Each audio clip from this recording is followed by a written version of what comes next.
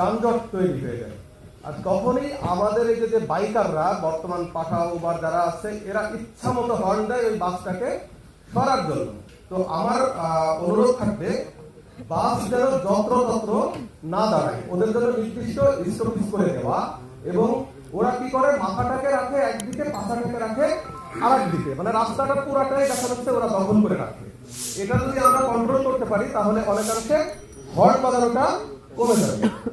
দ্বিতীয়ত হচ্ছে আর একটা জিনিস আমি দেখেছি, যারা বেশি ব্যস্ত থাকে, যারা গাড়ি চালায় বেশি ব্যস্ত থাকে, তারা হর্ন মারতেই থাকে। কেন?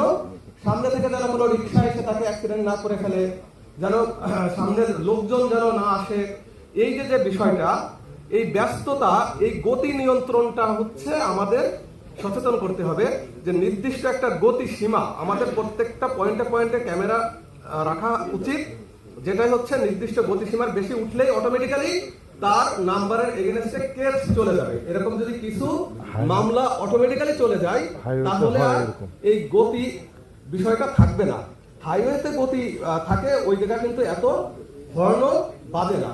যেখানে দেখবেন যে প্লেনলি স্মুথলি গাড়ি চলছে সেখানে কোনো হর্ন নেই, কিন্তু যেখানেই জটলা সেখানেই বেশি নয়েজ।